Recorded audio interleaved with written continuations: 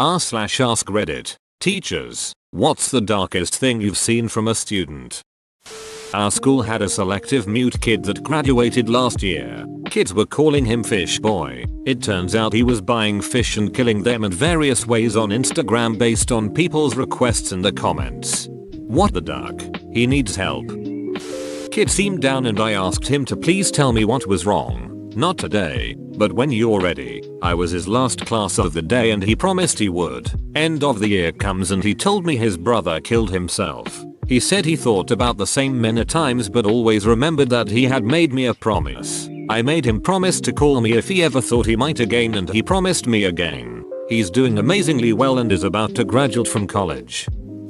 Girl was going through a lot. Unprompted told me that her older brother died in Iraq recently and that was why she was having such a rough time. I tell all her teachers so they know it's thing to be aware of. I'm super nice with her and supportive. Eventually I tell the counselor and he calls home to ask if the family needs anything. Turns out she has never had a brother. Edit for your information. She was 11 years old.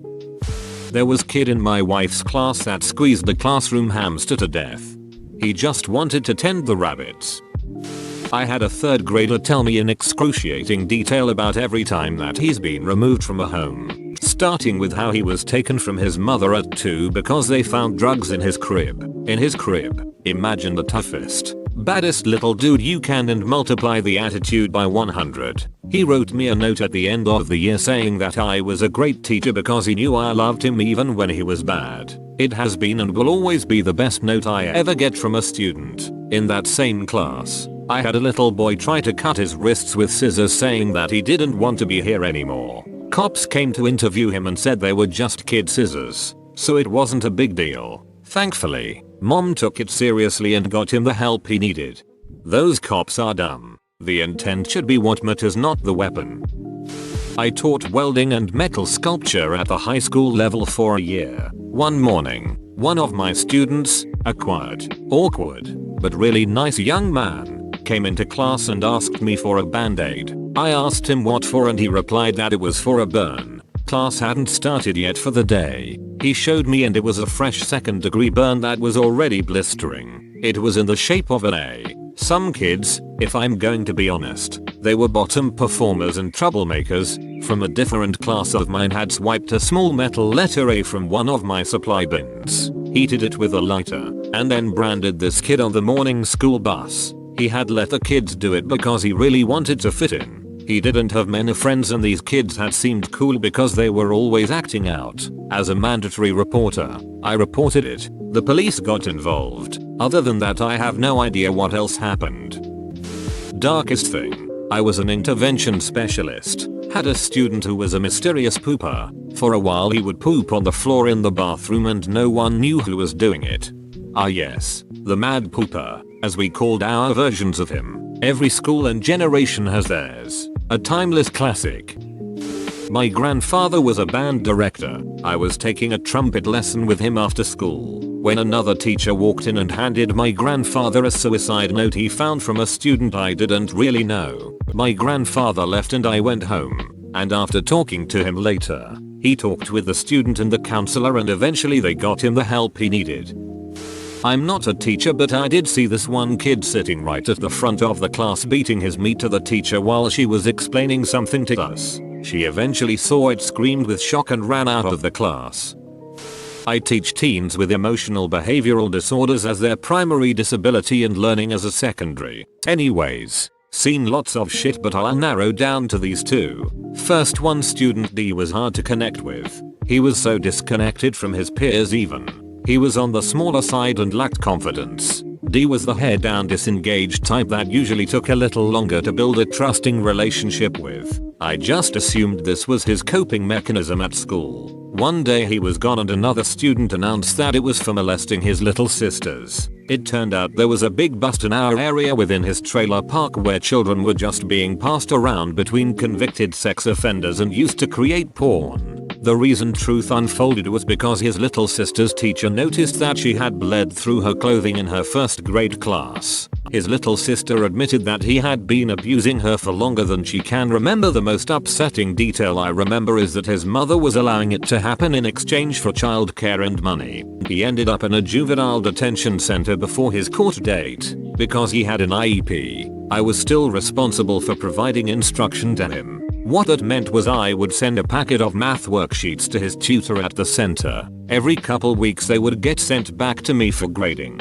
The first time I received his work there was doodles and symbols. The next time, he started to write phrases. By the end of the semester, he wrote me pleas to help him all over his pages. Later on I found out he was being victimized simultaneously by an older man he met on the bus. He is now married and has a child of his own. Second, I had a brother and sister, K+M, in class together who had a unique bond. They had not spent most of their years growing up together as they were in and out of foster cares or group homes. At this point in time, they were living with an aunt, but it mostly seemed like they were house hopping between family members. Their attendance was poor and it was hard to keep track of their current residence. It wasn't very unusual in this district because there's a lot of mobility, especially around this population. Halfway through the year we got a new female student, J. Her mother had gone to prison, so she moved to the area to live with family members. J made a positive first impression with peers despite being quiet and more reserved.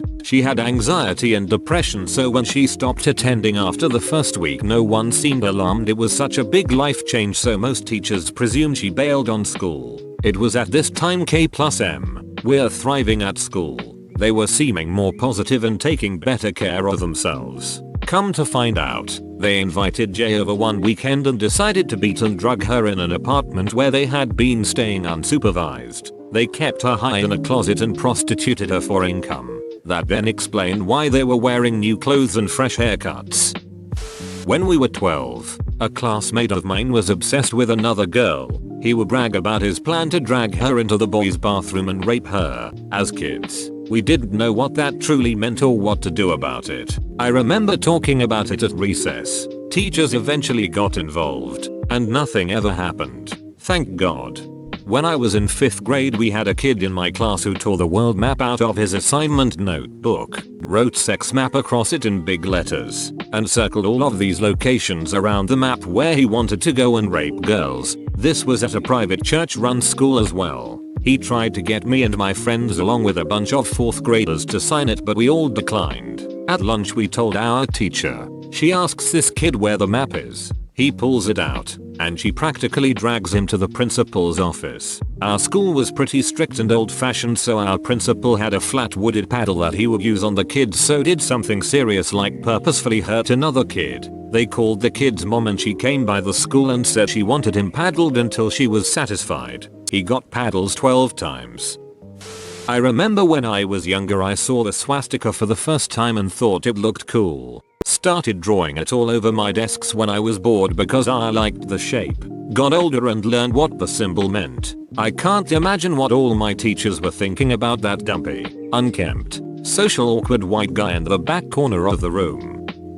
Saw a couple of kids walking down the hallway. One ends up behind another. For no reason at all punches him in the head as hard as he can. I immediately call him over and ask why the crap he did it. He immediately acts like he has no idea what I'm talking about. If I hadn't seen him do it I'd probably have believed it, he was so convincing. I remind him there are cameras and then he admits he did it just because he wanted to. No remorse. No reason. No regret. I had multiple other incidents like that with him through the year.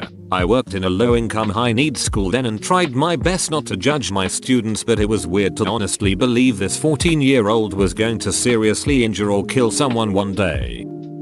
I substituted at a school for kids with intellectual disabilities and emotional disorders for a while. Majority of the kids had autism to varying degrees. The darker stuff didn't come from the students so much as faculty gossiping about what the students' home lives were like, but from the kids themselves. In one class with more verbal and well-behaved students, occasionally one would, for instance, get frustrated with a problem, start yelling, "None of this shit matters," followed by what I would call quasi-suicidal existential ideation. It would kind of set off a chain reaction in the class where other students would sort of rally along in agreement.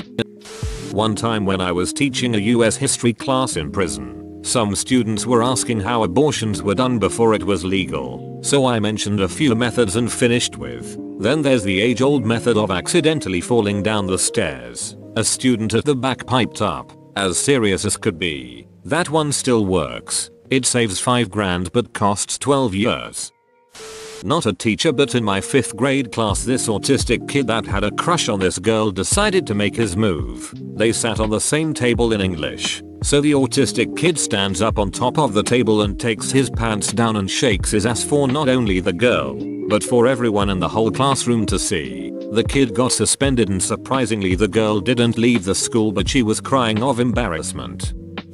High school teacher. Our first writing assignment of the year for seniors is a college admissions essay, where they have to write about an obstacle they overcame to make it to where they are now. One of my senior girls turned in an essay about being drugged and gang raped at a party the previous summer. Said essay also included how therapy was helping her and how the boys who raped her were being prosecuted. But that was rough to deal with. Parents were super nice and supportive but suggested she find something a little less intense to write her admissions essays about.